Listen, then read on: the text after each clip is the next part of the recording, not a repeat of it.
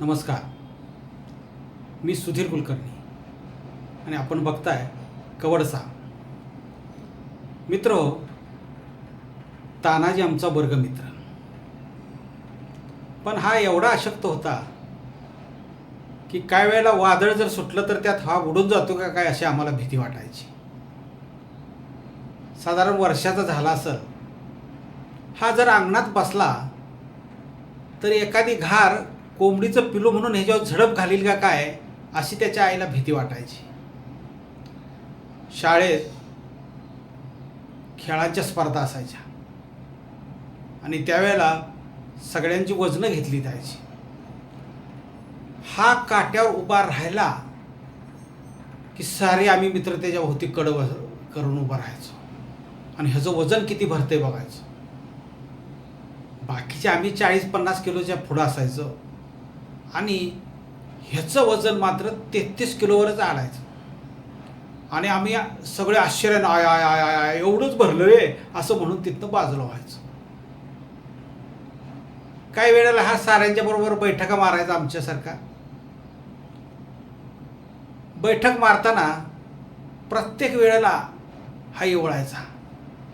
एक बैठक मारली आई ग, दुसरी मारली अगं आई ग. त्यामुळं ह्याचं कुठल्या खेळाकडं लक्ष नसायचं किंवा कुठल्या खेळात ह्या भाग पण घ्यायचा नाही. धावण्यात तेवढा ह्यो भाग घ्यायचा. होतं काटकुळच पण पळायचं जोरात. त्यामुळं सगळे अगदी आमच्यासारखी पोरं असली तरीसुद्धा त्यात ह्यो आघाडीवर असायचा. काही माणसं म्हणायची, तानाजी पूर्वी छत्रपती शिवाजी महाराजांच्या वेळेला तानाजी माळुसरे म्हणून गेले. त्यांनी घोरपडीच्या कमरेला दोर बांधून ते गडावर चढले. तुला लेखा साधं शिडीवरनं पत्र्यावर सुद्धा चढायला ना झाले म्हणले. आता साधारण तानाजी मोठा झाला होता. 11वी कसं तरी शिक्षण घेतलं आणि शेती करायला लागला. वय आता 22-23 झालेलं होतं. घरात लग्नाच्या ह्याच्या चर्चा सुरू झाल्या. ह्याची उंची वाढली पण जाडी आणि वजन काय वाढलेलं नाही. अगदी गोरापान रंग, भुरकं केस. त्याचा भांग म्हणजे कसोटीच असायची. भांग पडता पडायचा नाही. त्यामुळं सारं केस माकडागत पुढं कपाळावर आलेलं असायचं. पोटावर कवळ्या मिशा, डोळं खोल, नाक सरळ फणसाच्या गऱ्यागत, तुकतुकीत अगदी, गाल पोरीच्या गालागत नाजूक, ओठ खरभरीत, अंगात डगळा शर्ट, पॅन्ट खाली सारखी घसरू नये म्हणून त्याच्यावर करदोडा अडकवलेला. त्यामुळे ते भुजावण्याकरता दिसायचं. आम्ही त्याला तब्येतीवर सारखं चिडवायचं. अरे काय तुझी तब्येत, तुझं पुढं कसं व्हायचं.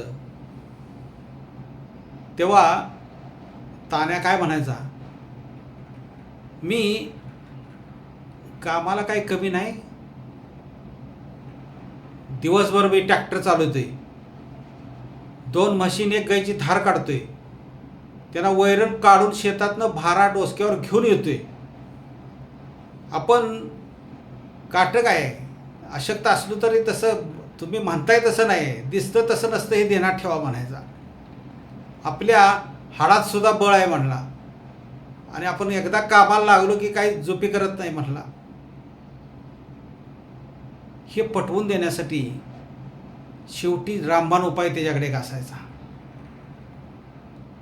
आपण अशक्त आहे पण काटक आहे सांगायसाठी तो म्हणायचा, हे बघा जॅक केवढा असतो पण अख्खी लेल्यान गाडी आत्राळी करतो.